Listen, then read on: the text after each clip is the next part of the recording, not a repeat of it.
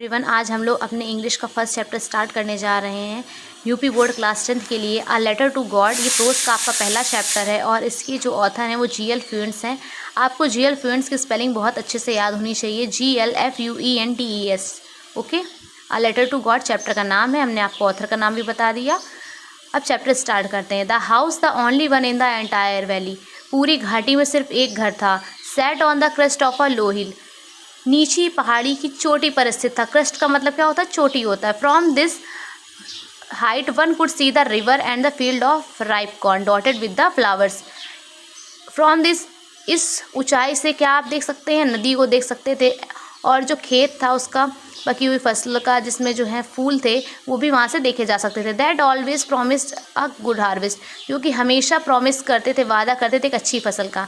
The only thing the earth needed was a downpour और at least a shower, सिर्फ और सिर्फ एक चीज़ पृथ्वी को आवश्यकता थी। किस चीज़ की? कि कम से कम पानी की बौछार हो जाए, थोड़ी सी बौछार हो जाए, बस उस चीज़ की आवश्यकता थी केवल। थ्रू आउट द मॉर्निंग लंचो, उस सुबह जो लंचो था, who knew his field intimately, जो अपनी खेतों को बहुत बारीकी से जानता था, हैड डन नथिंग एल्स, उसने कुछ और नहीं किया, but see the sky towards the north east, उसने उत्तर पूरब की तरफ आसमान में देखा। Now we are really going to get some water women, उसने अपनी पत्नी से कहा कि अब हमें निश्चित ही जो है कुछ पानी मिलने वाला है। The women who was preparing supper replied yes God willing, उसकी पत्नी जो कि खाना बना रही थी, सपर का मतलब होता है रात का भोजन बना रही थी, उसने रिप्लाई किया, जवाब दिया, हाँ भगवान की इच्छा होगी तो हो जाएगी बारिश। The older boys were looking in the field, उसके जो लड़के थे वो जो है काम कर रहे थे खेत में। वाइल जो बड़े लड़के थे, जो छोटे बच्चे थे, while the smaller ones were playing near the house until the women called to them all, जो छोटे बच्चे थे वो कहाँ खेल रहे थे? घर के पास खेल रहे थे, जब तक कि उनकी माँ ने उनको बुलाया नहीं। उसकी माँ ने जब तक उन सबको नहीं बुलाया। कम फॉर डिनर, डिनर के लिए आओ, यानी कि रात के भोजन के लिए आओ।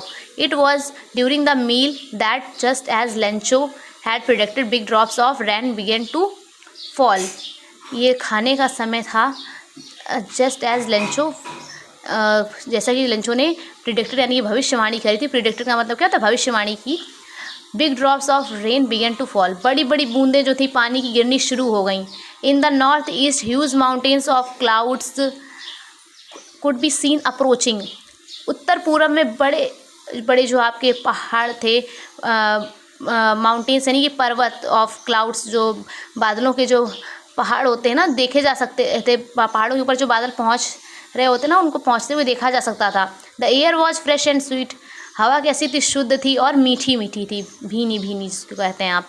The man went out for no other reason than to have the pleasure of feeling the rain on his body, जो आदमी था वो बाहर गया बिना किसी कारण के, बस केवल और केवल वो खुशी जो वो फील करना चाहता था बारिश की अपने शरीर पर, बस केवल वो इसलिए गया था और उसको कोई भी काम नहीं था बाहर जाने का, बस केवल वो खुशी को फील करना चाहता था, जो बरसात की खुशी अपने शरीर पर वो महसूस करना चाहता था। And when he return he exclaimed, और जब वह लौटा तो वो चिल्लाया, these are not rain drops falling from the sky, ये बारिश की बूंदें नहीं है जो आसमान से गिर रही हैं, दे आर न्यू कॉइन्स, तो ये क्या है? नए सिक्के हैं। अब आप यहाँ पर ध्यान दीजिएगा कि उसने रेन ड्रॉप्स को किससे कंपेयर किया? न्यू कॉइन से, नए सिक्कों से कंपेयर किया है। देखिएगा, ये सिर्फ बरसात की बूंदें नहीं है जो आसमान से गिर रही हैं, ये सिर्फ और सिर्फ नए सिक्के हैं। ठीक है, नए सिक्के हैं। The big drops are 10 cent pieces and the little ones are 5।